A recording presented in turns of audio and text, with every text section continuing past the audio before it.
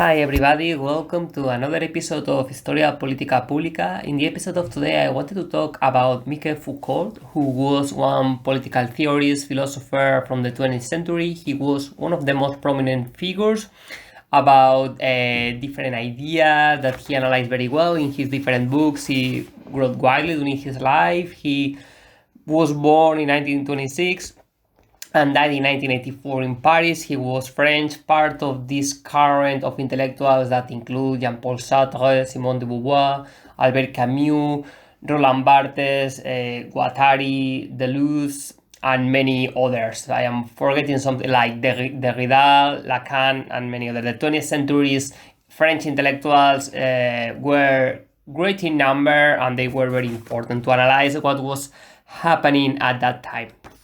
So, Foucault have written many books, including The Archaeology of Knowledge, The History of Sexuality, although he did not finish these volumes. He died before that. I think he just published 2 of the 6 volumes of The History of Sexuality, and also The Order of Things.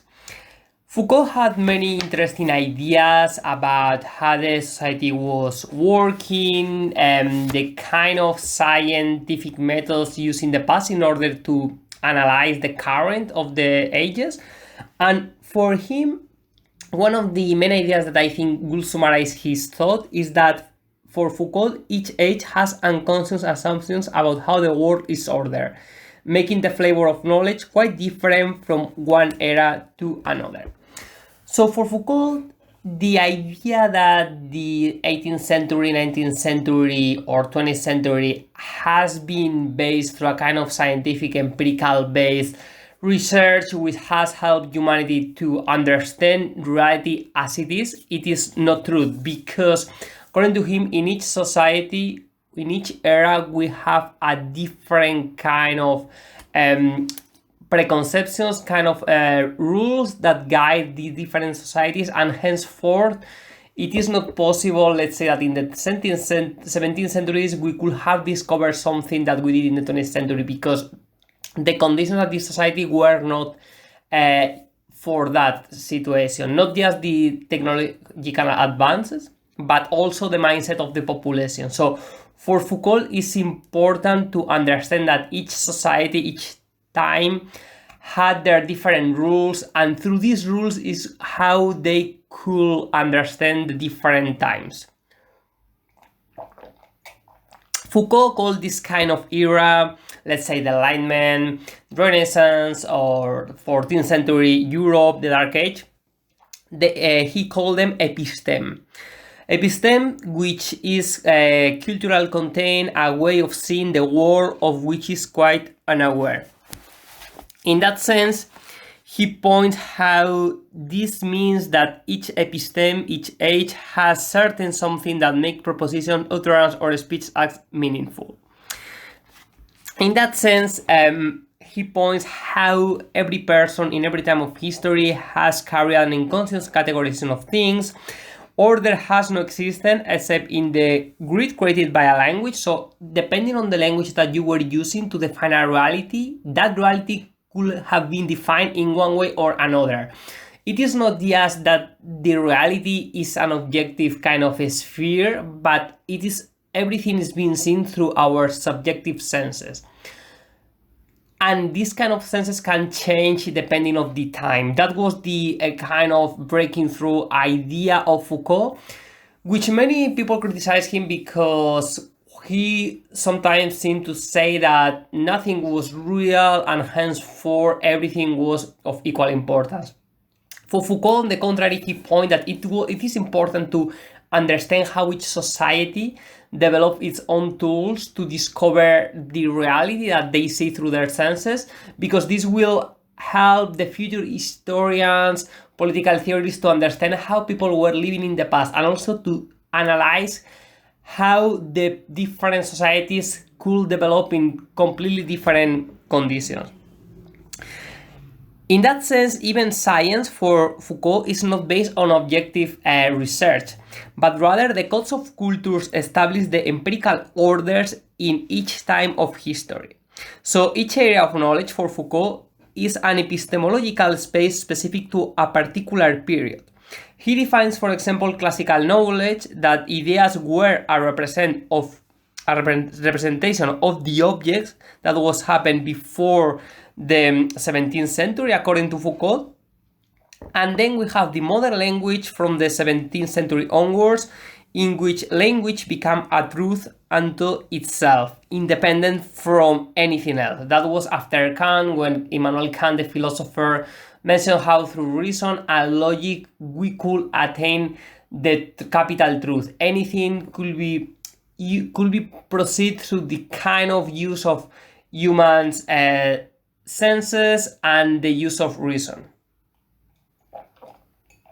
So we have how in a long time of history, religion was the base of our knowledge. We basically had to follow the orders written in the dogmatic holy scriptures, and also following the ideas of the priest. And later on, it was the Enlightenment that took the episteme from the religious period. And then in the Foucault time, this was this current called postmodernism, which what it says is that the meta-narrative that we have been following in the past were always used to control the population, following a kind of particular interest, and henceforth it would be better for us if we could show an acceptive view about all the meta-narrative. Like meta-narrative, for example, the idea in the past that the Earth was not a circle but was plane, but later on how,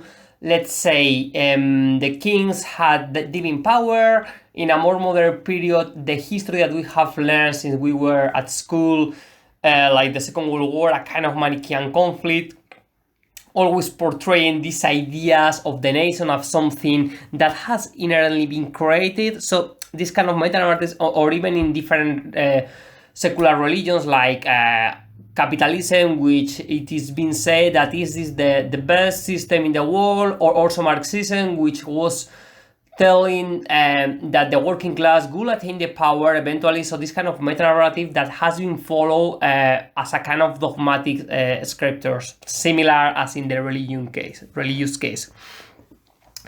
So for Foucault, the importance of analyzing the former areas is not to study the written content, but how the people in the past wrote the content. This is important, and he develops this idea more in the archaeology of knowledge. Archaeology of knowledge he defines as this kind of digging into history to understand how people in the past wrote the different theories.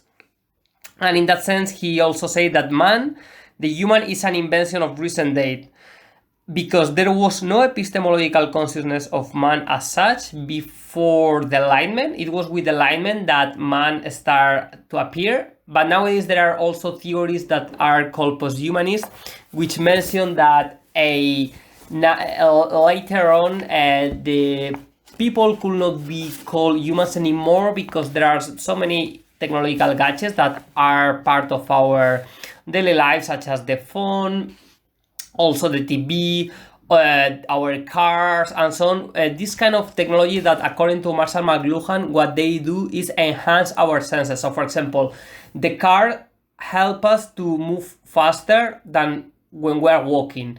If we use glasses, for instance, it will be to enhance our sight.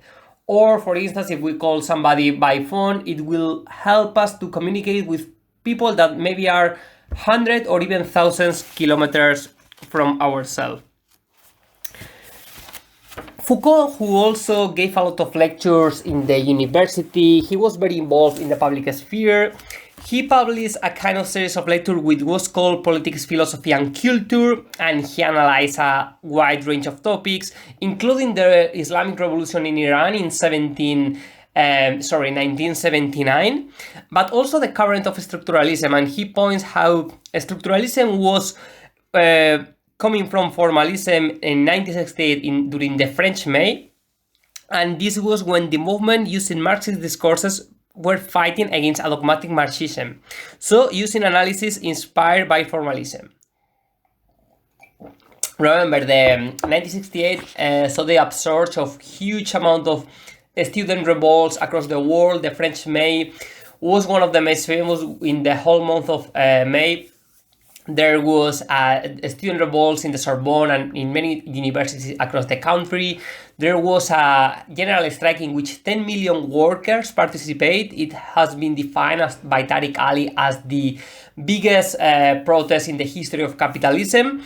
And at that time, there were many left-wingers which were advocating for a different kind of style, neither following capitalism imposed by the United States, but also rejecting the Soviet communism. So they tried to reread Marxism, but without following the kind of dogmas imposed since then by many of the followers of Marx. In that sense, Foucault mentioned that, quote, "we can never demand that the history of reason unfold at a first and founding act of the rationalist subject." End quote. In order to do so, there are different conditions that must appear for people being able to understand what is surrounding ourselves. The dialectic of reason, keeping with the idea of the Enlightenment, which Foucault elaborates widely in all his masterpieces, he points how reason becomes perverse under the effects of its own strength, transformed and reduced to instrumental knowledge. This means that a rational critique of rationality becomes impossible. These kind of seemingly paradoxes are common in Foucault's idea, how he defines that the Enlightenment destroyed the idea of the ancient regime, but there was a time in which the radical, revolutionary, kind of looking forward new idea of enlightenment, which appeals to the use of reason to think by themselves, has recently become so instrumentalized that if you now want to break away from that kind of paradigm, it is really impossible. It is like in 300 years ago when the enlightened people were criticizing the religious order that they were persecuted, and nowadays that is what is happening. The forms of rationality applied by the human subject to itself, like this idea, and this is very interesting in Foucault. He had made very interesting insights about that. This idea of when a person is considered to be mad or to be a criminal, these are categories that were defined like 300 years ago by the scientists or the members of the different branch of knowledge to portray those people.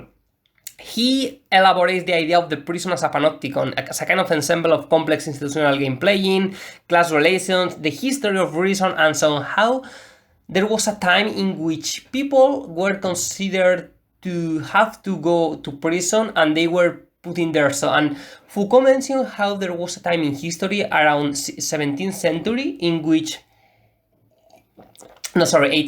a bit later, when people used to be killed like in the public square of the different towns. The criminals were judged among the population. So let's say if you have stolen, you were killed in front of everybody and the people could cheer and so on.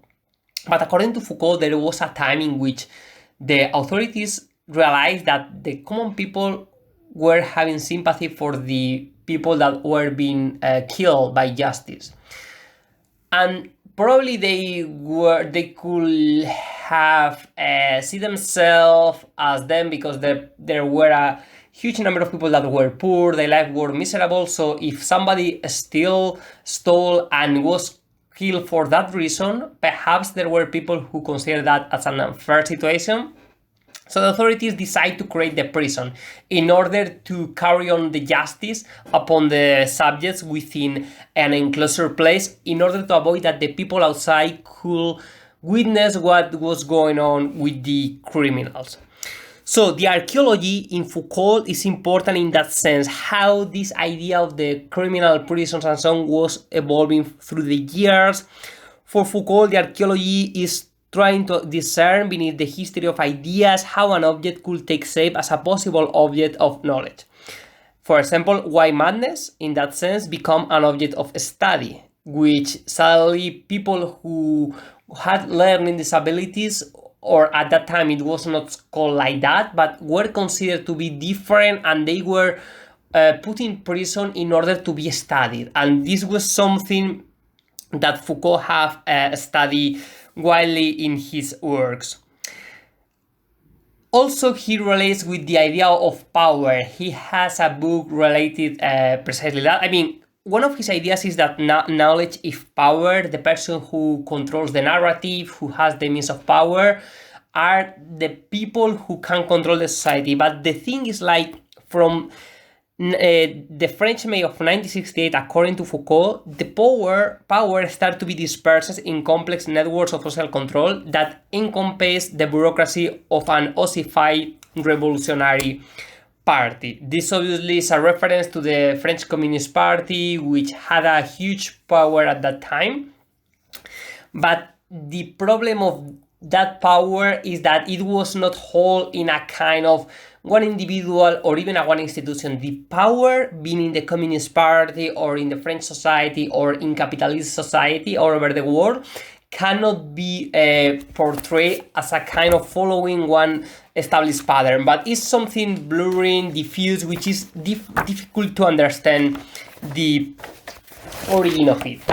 In other words, whereas in 1789 the French revolutionaries went to the Bastille on the 14th of July of that year, and they crushed the ancient regime, although this was a kind of symbolic act, because at the prison there were a few guards, no more than a dozen prisoners, but still it created a huge turmoil all over the world. And that same year the women in France marched on Versailles, and they took the King Louis XVI and the Queen Marie Antoinette, and they put them in Paris in order to be surveilled by the people. So that time you could argue that you had the Bastille, Versailles as a kind of the focal points of the main power. Similarly, during the French Revolution, the Bolsheviks, they attacked the Winter Palace, in which the Tsar family were there, and they attained the power. It was also a symbol of the power. The problem for Foucault is that in our current times, the power is so dispersed that you cannot find even those kind of buildings of symbolic power. The buildings that have always been like huge places like the Bastille, the Winter Palace, Versailles, and so on. Or in the case of the English Civil War, the Parliament, the British Parliament in London. The thing is, like, nowadays, even according to Foucault, if you decide to, let's say, attack one of the main buildings in the world, let's say like Wall Street or in the United States, it wouldn't matter, because the money is not even there and the power is not even there. If there are like millions of people who decide to, let's say, protest against Wall Street, even though they are in front of the place, they won't gain anything for that. I remember going in the streets of London, like during the manifestations against the climate crisis, against the companies that are polluting our planet, and so on. How you can stay in front of the buildings of the main companies who are destroying our ecosystem, but still, what is the point? Even if you enter the building, speak with the people there, they don't even have the power. And this is one of the key reasons why in our contemporary times, according to Foucault, it's so difficult to overthrow power, because you cannot know where the power resides. It is